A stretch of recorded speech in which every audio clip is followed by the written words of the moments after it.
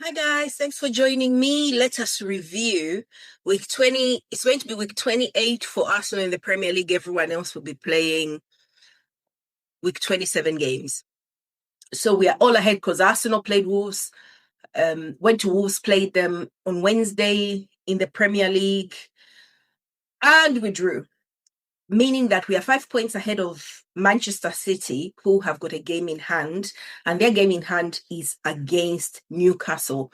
They'll be playing Newcastle at home at the Etihad. We know the result. They're going to beat Newcastle. Newcastle don't even try when they play Manchester City, in my opinion. They just go there expecting a loss. They've counted it. We are going to focus, though, today on Tottenham versus Arsenal, which is the North London derby.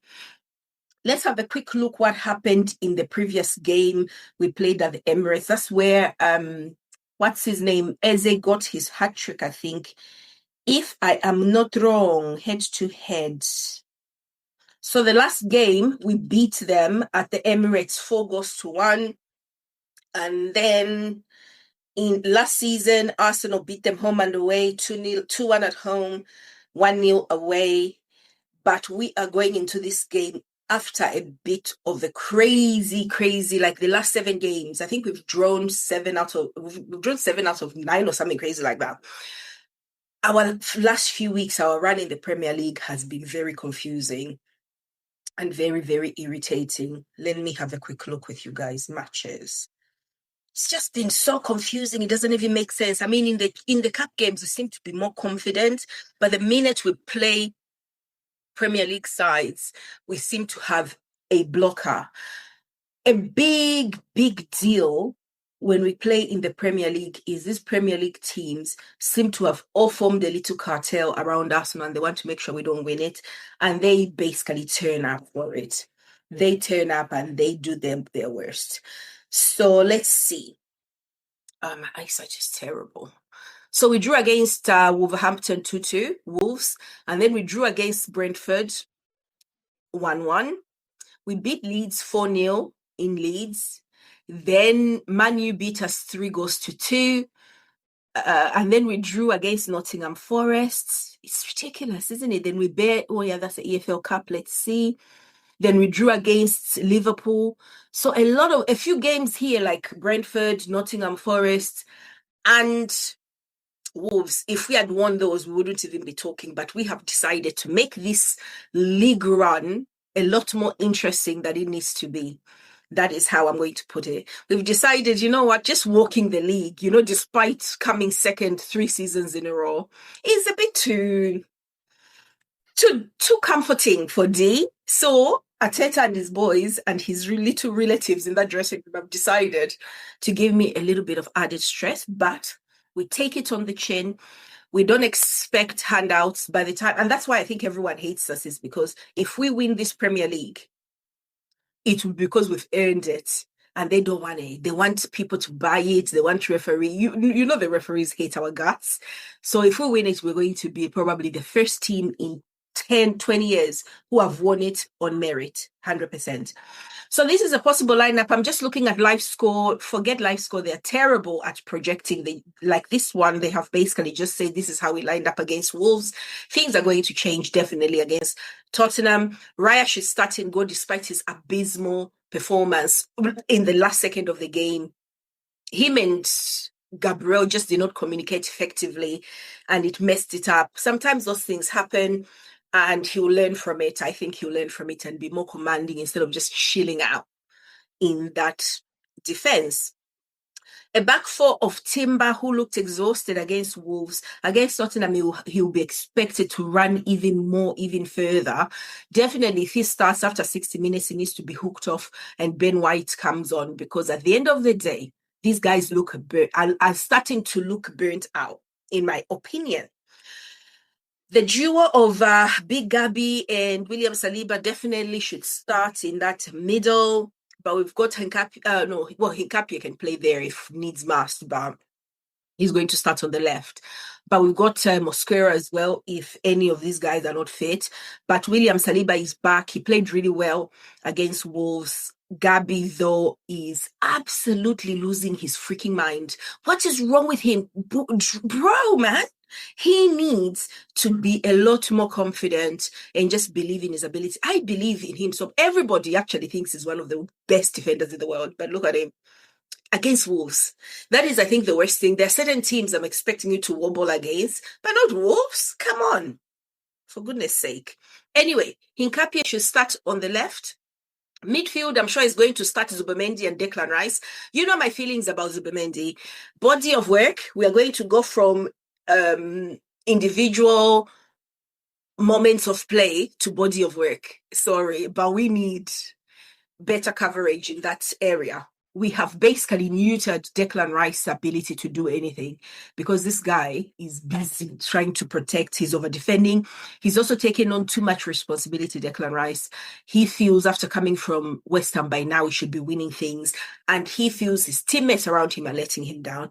And I'm afraid I have to agree with him. He probably needs to chill out a little bit more because a lot of people say that he was screaming at Eze for doing something, he didn't believe it. But I think with Declan Rice, he's one of those people, if he's told how to do something, he'll do it perfectly. Other people don't have that ability to basically say, oh, I was told to be in this section of the pitch at this moment in time. Someone else will probably think, nah, I'll get in there when it's more convenient. So I think Declan Rice does really well when he's given instructions. Other players probably take liberties a little bit further and they think, you know what, cover me, and then an opportunity. Anyway, basically they are using a lot more of their instincts, and I don't think Declan Rice likes that. Regardless, Zubimendi, for me, I would be hooking him out. Their games, man. Tottenham, I think he'll be okay because I think Tottenham will be okay in that game. But for me, Zubimendi, he'll come in and score a goal, and then everyone will be like, yeah, you know, we've replaced Partey. He's an improvement. Shut up. He is not an improvement. He should have been an addition. Basically, getting rid of Partey was a no-brainer. He's got issues. We've got issues, social issues, whatever. And the case, Zubimendi is valuable, but he is not a replacement. We have not replaced Partey. We have added a different element to the team, which without maintaining Partey's role in that team has not worked, has not improved our side. We are batting 0 so far. We are top of the league, but do we have more points? No, we don't. It's just pure mathematics. Simple maths says we have not improved in anywhere in that position or in our team. So Zubimendi, valuable player, but he basically, we need something different in there to make him tick. And he has played 2,000 plus hours compared to Norgard. We need to bring in someone else. Play him, definitely. Hook him at 60 minutes as well. Start bringing Norgard back in. First of all, Norgard has got Premier League experience. He's got Premier League experience. That's what you need in this league. You can't come in the first season and expect to play every game perfectly. So since even my criticism of Zubimendi has not taken into account that this is his first season, he'll get a lot better in the next season and the season after. Right now, he's probably thinking, what was that? You know, he's making mistakes, but you know, whatever. But he's just basically, I think, neutering Declan Rice's qualities, personally, in my opinion, my observations. Right, let's stop ranting. Now, do we want to see Saka play in that central midfield role again? I don't. I don't want to see him there. Put him on the wing. Put him back there on the wing. Honestly, on the left wing, on the right wing. Stick him back there if you have to. But we need a third person to drop down in that midfield to do the Lord's work. I don't know who we've got in our team. We've got I don't think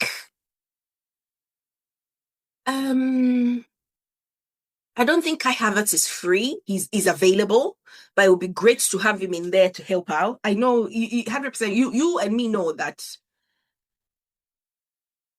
Arteta is going to start to just put those two in there and hope for the best in midfield. But we've got no creativity. We need Kai Havertz in there at least, or Odegaard in there to get something going.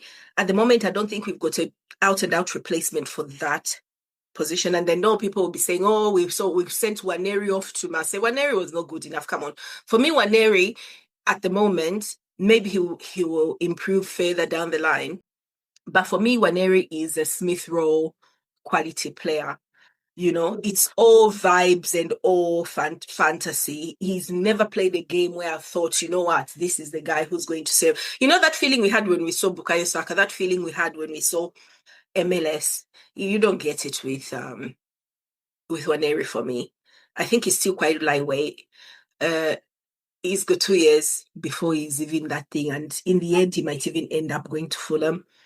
I don't think he really is. Anyway, let me not overdo that thing because you guys will be upset. Saka on the left will be good. Noni Madueke, everyone was smashing into Noni Madueke. What did he do wrong? When he was on the pitch, we were leading 2-0 up. We were winning 2-0 when he was on the pitch. You take him off, you make all sorts of things. We go 2-1 and 2-2. That's not, how is it his fault? You want to blame him for everything, but he's the only person who adds any attacking threat in that team. If he wasn't there, you'd be passing so many back passes, you'd have no penetration on the side. And the worst thing on that game when we played Wolves is we didn't even start Leandro Trossard, who is really good on that left. We started Martinelli, who, by the way, could be one-on-one with my 6-year-old, and he would find a way of misplacing that shot. Please do not start him in a Premier League game once again. I don't know why Arteta needs to learn these lessons over and over again. Why? You've done it before. You have tried this recipe before.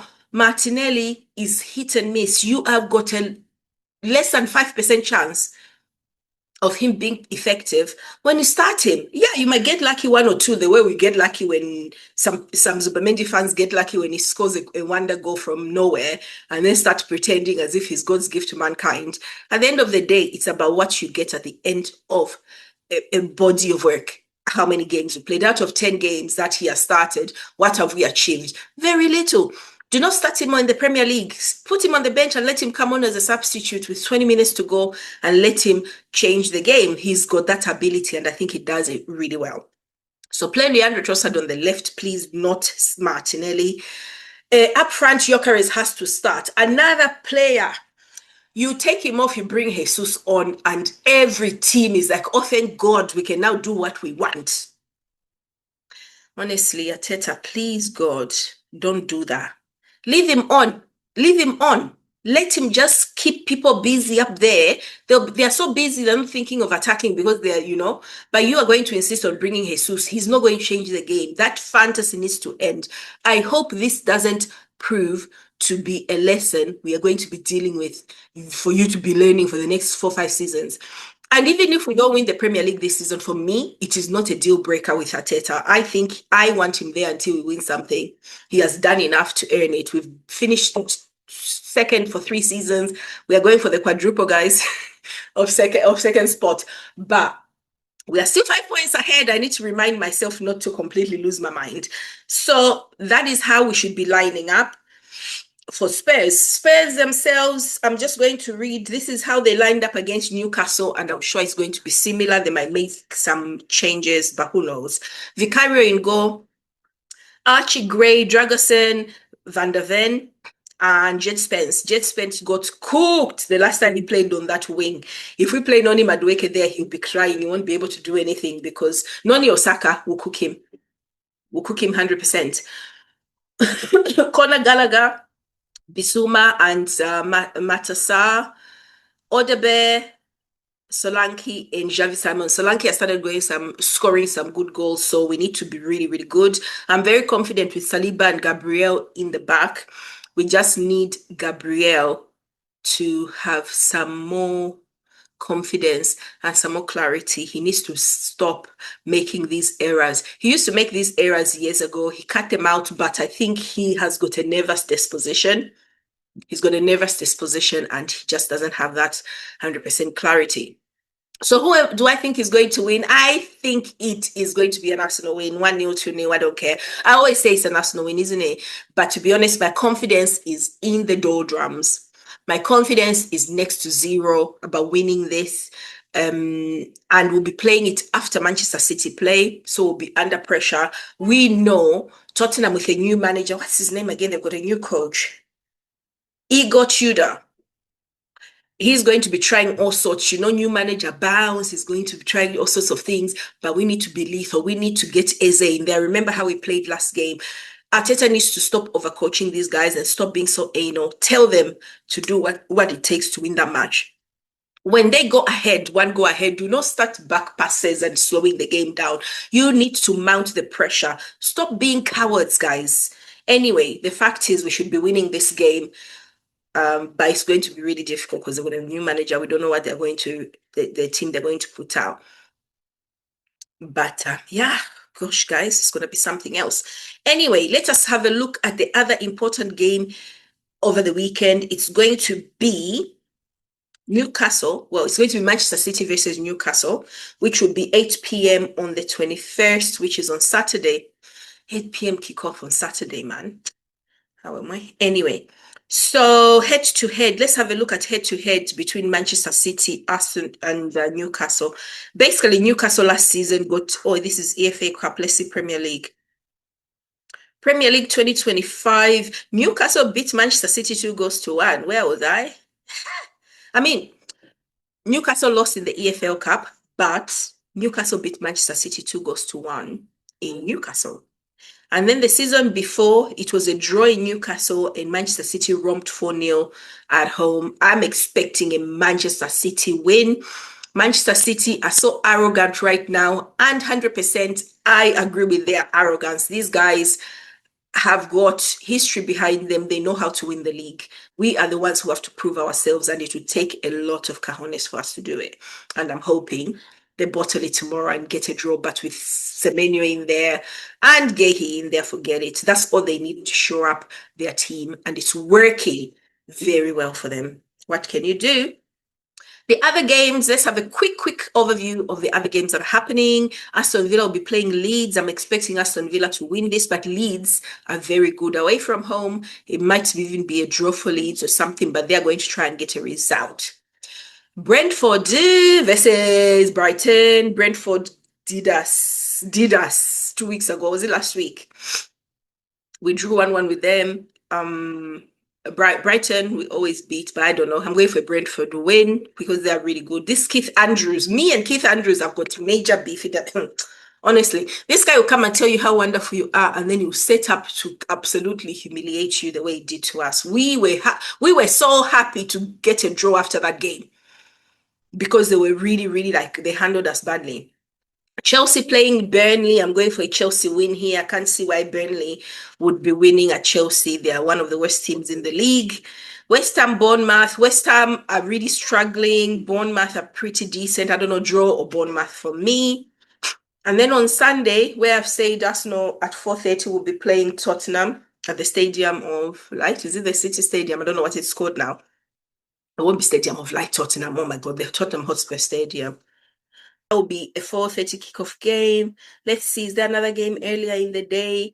At 2 o'clock, we've got a few games. We've got Palace Wolves. I'm waiting for a Palace win. Nottingham Forest Liverpool. Definitely Liverpool win here. And then Sunderland Fulham. Oh, this could be a draw or a Sunderland win. I don't know. Maybe Fulham. No one. God knows. But the big game of the weekend is going to be Tottenham Hotspur versus Arsenal, where I am hoping Arsenal win it. We need Arsenal to win this 100%. But anything can happen. It's really looking precarious, but we hopefully will get lucky and get the boys back confident. And yeah, let me know, you guys. Am I right to be confident? Do I need to be more confident? Am I right to be stressed and question my sanity? Or should I just, I don't know, do whatever it takes. Anyway, guys, thank you so much for joining me today. I'll be talking to you very soon over the weekend if I can. And yeah, that is it. Talk soon. Bye.